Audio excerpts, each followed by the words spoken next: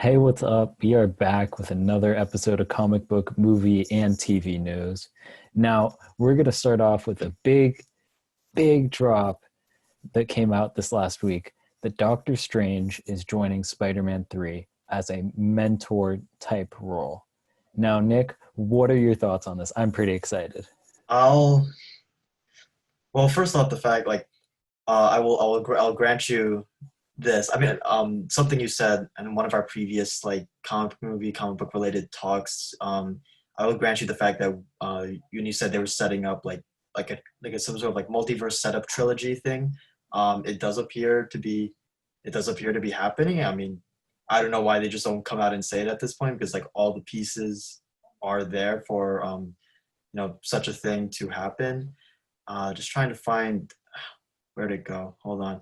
There's a certain quote that I was inspired by that kind of summed up my part of my feelings about this. So first, it is definitely very exciting, and there's I guess this really correlates with the Jamie Foxx news that we discussed a few weeks back.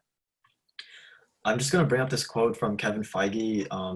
I guess when they were doing the press tour for Spider-Man: Far From Home, he said that in regards to the like moving forward, so to Spider-Man 3 or whatnot, it'll be fun, quote, it'll be fun to see Spidey in his element, out of the shadow of Tony, out of the shadow of the other Avengers, as his own man now, as his own hero.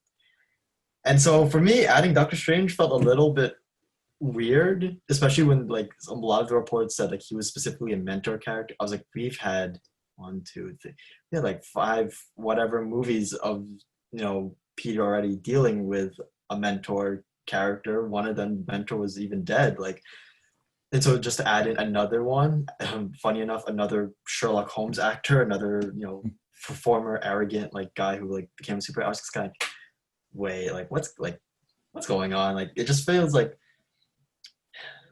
to expand on kind of what my thoughts were with the Jamie Foxx casting.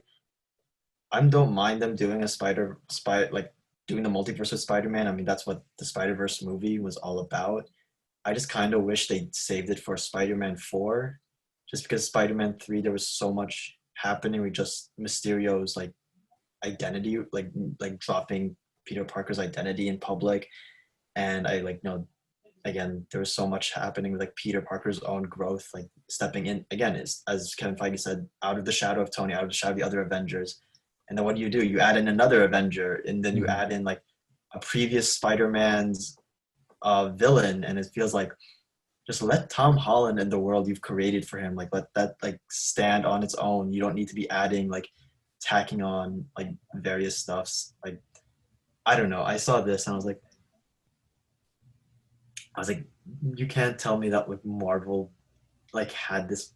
I feel like Marvel didn't have this planned in like as like much. I feel like they changed a lot to like go this multiverse angle. And I mean, will it work? I mean, there's a very good chance it will. It just feels like we were gonna get Spider-Man without Iron Man hanging over him. We were gonna get what looks to be a very like personal story, I would assume, just because again his identity was revealed, his privacy was invaded, and then here we are. Now he has to deal.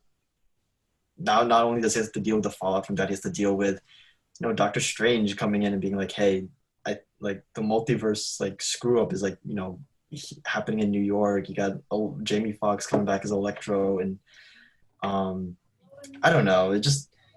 I'm both obviously excited just because it's definitely a really exciting thing, but I just feel like they're tacking on so much to what I was excited for just to be a solo like Spider-Man film. Like, there's just so much happening. You could have made a Spider-Man 4 and have it done there, but I don't know. I feel they're like, well, Spider-Man, Spider-Verse was such a successful, just cram as many elements there. And so I feel like every time I hear something new about this movie that's not like honestly it's not like just a casting of like a brand new villain, I'm kind of like more cautiously excited than I am like overtly excited. Mhm. But I don't know, that's my thoughts basically. Excited but also just more, I don't know, just cautious about this one. Yeah, I get where you're coming from. Here's some interesting things, though, that Jamie Foxx specifically said that Electro is coming back, but he's not going to be blue, right? Yeah. So I'm curious, is like going back to this whole Electro thing, is he a completely new Electro? And it's like maybe it's a multiverse, but in a different way than we expect. Hmm. And what is Doctor Strange's role? Right. I really hope that the reports are true. Like, I'm fine with the reports being true that he's in the film, but I hope it's a very small part of Doctor Strange that's Hmm. involved. And I Right. hope the mentor thing, if it's a mentor thing, is more like a scene or two where he's like, giving him advice, but it's not Mhm. core to the story at all. Yeah, Because it's like, like his stuff in Thor Ragnarok. He like yeah, pops in. yeah. And he helps the story move along, right? Right. But he's not essential to the story, and you don't think about him at the end of the movie as being like, oh, that was a really good performance from him because he's barely in it. Right. That's kind of what I'm hoping for, because I am hoping for a more intimate uh, Spider-Man story. Hmm. And I think what I loved about this Spider-Man series so far is it's him as like his final years of high school and kind of learning how to do this on the fly. Right. Right. Is And there even been? though Tony was there, it's like it was still his own adventure, Mhm. and Far From Home was still his own adventure. Mhm. Um, but I wanted this to really just be Spider-Man trying to figure everything out. But I think if they put Doctor Strange in there, that everything will end up all right. But I hope what happens is that you get something where like Spider-Man, the movie is taking place in like the movie timeline, right? Right. At Yeah. the same time as Doctor Strange, and maybe it's some sort of scene at the beginning, and then the events of Doctor Strange, the Multiverse of Madness, take him away, Yeah. Well, I and was gonna. like you see those effects Yeah. simultaneously happening in Well, Spider-Man. I was gonna ask, was there any news on like Benedict Cumberbatch's like shooting schedule? Like, because I know we said a few weeks ago that Doctor Strange 2 is gonna start filming in a bit, and we know that Spider-Man 3 is like filming soon or now as well. So like, So what I read is that he's filming his Spider-Man scenes first, and then okay. he's filming his Doctor Strange scenes. But I haven't verified. Like the sourcing on that is kind of questionable, at least from where I haven't read it from like a Variety or a Hollywood Reporter. Right. So I don't know if that's true or not, and I somehow doubt that, especially if it's involved with Tom Holland, because Tom Holland's filming Uncharted right now. Yeah. Right. So That's unless true. That's he's true. done or has like a week blocked off um, soon, so that he can like hop over and film that scene for Spider-Man, I'm not sure if those reports are accurate. Fair enough. Fair enough. I guess So we'll see you next year. yeah, I'm still excited though. It's a Mhm. Spider-Man movie. It's Tom Holland. The guy who plays Ned. Did you see that he lost a ton of weight? Yeah, I saw that. I was like, hey, good on you, man. Good on you. Yeah, I'm curious if it was like a life decision or if it was something for the film itself. Right. I Because got I you. know there are iterations of the character where he becomes some sort of villain. Interesting. So I wonder if they're maybe prepping him for that. I don't know. And it's completely speculation. Right. Right. I got you. But moving on, we have something I'm not necessarily as familiar with, but I know you are. Pennyworth season 2 is coming this December, so I wanted to get your thoughts on that. So I remember when Pennyworth was first announced. For those who don't know, it's a show about Alfred Pennyworth, aka Batman's butler and mentor. And as much as of a beloved character he was, a lot of people were like, "Why is he getting a show?" And like, there was just a lot of like bizarre skepticism, just because people were like, why is this a thing? But on like, I watched the first season. It came out just last year in the summer. It honestly like was a pretty impressively like put together show. If you can like put out of your mind that it's a comic book show, even like looking for like the explicit Batman hints, it's actually like very stylish, very cool spy show. It has like the vibes of like earlier James Bond type flicks. And season 2 is coming in December, so I mean, I recommend it's on FX. I do recommend the show. I think there's a way to like watch it on the FX site if no if you can access it. And season 2 looks to be adding uh like Batman's tech guy Lucius Fox. He's entering the picture. I know part of the storyline will be Alfred going to America and specifically like Gotham City because like Thomas Wayne, Batman's dad, is like involved in the show. So I mean, hey, if you're looking for something to watch, like you can't really go wrong with Pennyworth. It's kind of went under the radar amidst like everything like say Doom Patrol and Watchmen. So I mean, if you guys want to check it out, I highly recommend it. And season 2 is coming out in December 13th, I believe. So um if you're looking for a good time, and it is a good time, very stylish time, then I would say go for it. And the trailer is a little 40-second teaser is available on YouTube now. So that's about it over there. All right. Wow, that sounds pretty good. I might have to check that out. Pretty big Batman fan, so anything involved with those characters, I'm a fan of. So the Batman has been moved to 2022, and we have some new set images coming out. And I'm pretty hyped about the Batman coming out. So it was a bummer that we have to wait another, I don't know if it's exactly a year, but basically another year for it to come out. But since that's kind of, it is what it is, we'll move on to some of the set images that we saw. Nick, let's start with you and get your thoughts on that.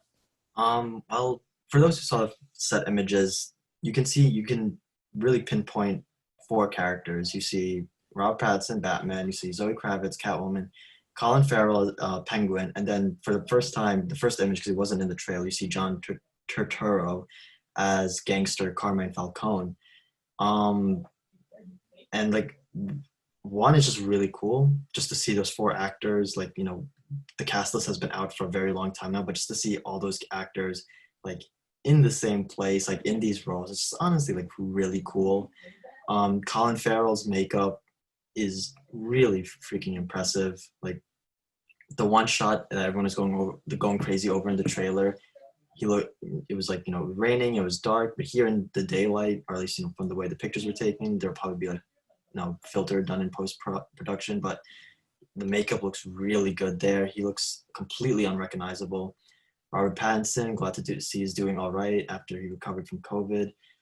Zoe Kravitz looks absolutely beautiful as Catwoman, and I also love just the stylistic stuff they added to each character. Like Zoe Kravitz as Selena Kyle's is very like again stylish, very like just chic in a way. Oswald Cobblepot has his umbrella. Rob Pattinson looks tired, looks kind of tired, and like just like he's like, all right, fine, I have to do this thing. Like he's like doesn't want to be there type thing. And then someone pointed this out to me. I didn't see it, but if you zoom in on John Turturro, he has like 3 what looks like scratches on his like right cheek, and like there's a storyline where Carmine Falcone gets attacked by Catwoman, and he bears those scars. So definitely an interesting detail as to how these characters might interact, especially Falcone, since we haven't seen him in the trailer. He wasn't. We don't really know how he'll fit in amidst like Riddler and whatnot. So I'm really excited. It's something to help counterbalance again the fact that it got moved to 2020, and I don't know. Yeah, it's just good to see them still like going at it, and hopefully they complete filming safely. Yeah, I think you hit upon my key takeaways, which were 1, the Penguin looks really good. The lighting's not hiding anything. The makeup is that good. And it automatically made me think of a kind of transformation, not exactly of a Christian Bale as Dick Cheney or a Charlize Theron as Megyn Kelly. Or actually, Charlize Theron as Megyn Kelly is probably a pretty apt comparison. As far as how the makeup completely changes the actor looks like. Colin Firth is unrecognizable. Or is it Colin Farrell? Sorry. Colin Farrell. Yeah, I don't know why I said Colin Firth.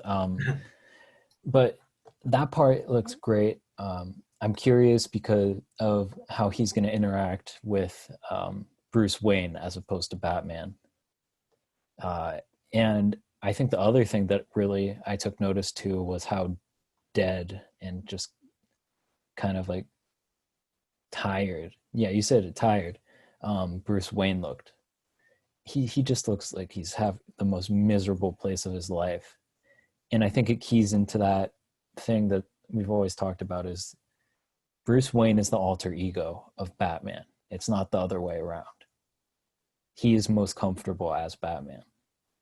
And I think that'll be really interesting.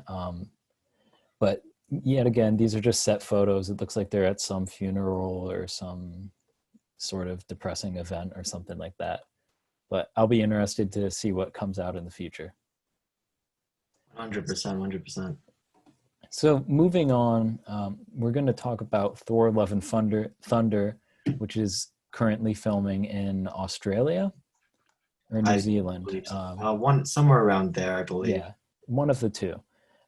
And we heard that Jane Foster, the storyline where Jane Foster has cancer, will be in Thor: Love and Thunder, as said by Natalie Portman. I don't think she was supposed to say that. Maybe she was, but Added to the list of Marvel actors spoiling their films. Hey, I mean, she's still behind Tom Holland and Mark Ruffalo by a mile, so she's fine. So, what are your initial thoughts on this? Well, I only like I was like reading up on like it was funny. I was reading up on like the Lady Thor storyline just a few weeks before Jane Foster like confirmed this, and so I like the Thor comics. I'm not particular like I haven't really kept up with them at all. I'm not as familiar with the history, and so to find out like they took Jane Foster in this direction, I'm like very intrigued by and how they handle it in the story. I think will be very interesting. I think what intrigues me about Love and Thunder is how they'll just reintroduce Jane because obviously she took a hiatus or of sorts, not appearing in Ragnarok, and so just introducing the fact that she has cancer one, and the fact that all of a sudden like she's able to wield the hammer, which is going to be interesting because like it was destroyed at the end of Ragnarok, so like it'll be definitely interesting to see how Taika reintroduces her, and it reintroduces her with all these elements. Um, Mostly the thing that and this is obviously like the one story detail we have, and we don't know what else is happening amongst it. But I just do hope that like this storyline is like treated like seriously, like a cancer diagnosis is like no joke. So I don't know. I just hope to see like I prefer this to be like the main emotional thorough line and see have like not have like Thor in a way like be like not a side character but like he's like watching her journey or whatnot. And I don't know. There's a lot adding this specific storyline. Adds another big piece to Love and Thunder. So as always, intrigued to see how it all comes together. Yeah. Speaking towards your point, which you bring up is a really good point, that they treat it really carefully at the cancer storyline. I have like Taika Waititi is the person I have complete faith of, because if you've seen Jojo Rabbit, it's kind of a comedy. It's like a dramatic comedy about Nazi Germany, and he handles it in a way that when you read what the story was going to be about, you're like, this could come off really poorly, and yet it's one of the most endearing, thoughtful films ever about Nazi Germany and having an imaginary Hitler and making him funny, but also pointing out how terrible, like the funny and the ridiculousness of it. And I think Taika is going to be able to balance that tone of the MCU and that Thor now has with the seriousness that like someone having cancer would warrant.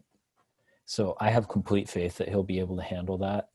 I'm going to keep on saying this every time we talk about Thor: Love and Thunder. I really hope there's a montage scene like in a Rocky movie where it's just him getting back into really good shape.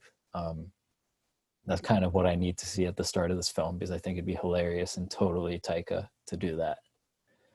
So those are our thoughts on Jane Foster's storyline coming up. But we have more new news. Green Lantern Corps, DC TV show has been greenlit for HBO Max. Now, this sounds pretty cool. Luckily, it's not being made by the same people who made the Green Lantern movie. Right. So thank God. Luckily, Deadpool shot Ryan Reynolds before he could read the script. So Thank God, Deadpool. Thank you for your service. yeah, close the timeline. But now we have a new timeline opening up, and it seems pretty exciting. So Nick, what are your thoughts?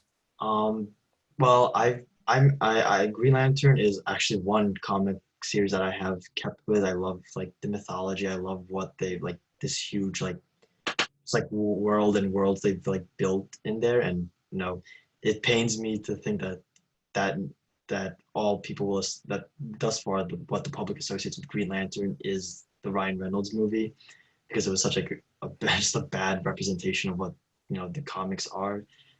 But I don't know. I'm excited that they're getting a second chance at just portraying the comics in live action. I think with a streaming service budget, especially an HBO streaming HBO budget, excuse me. I think we know at the very least it'll look good. Excuse me. I think it'll look good at the very least. Space, the aliens, and all of it. I think the characters too they've chosen I think are very interesting characters. I don't know how much you know about who they who they'll be like depicting in the show, but let me see if I can pivot here. The guy in the purple mask, that's Alan Scott. He's like an engineer. He's like caught in a train accident. He's also a gay man, and I know they'll be including that aspect of the character in, and so definitely intrigued to see how he um, is included in the story. You have on my left here we have Guy Gardner, who's like a hothead and he's like cocky. He's actually one of my more least favorite DC characters because I find him annoying to like be around. But I think whoever plays him will definitely be a blast and a very he'll channel a lot of like the boys energy. Mm-hmm. So that's gonna be fun to see.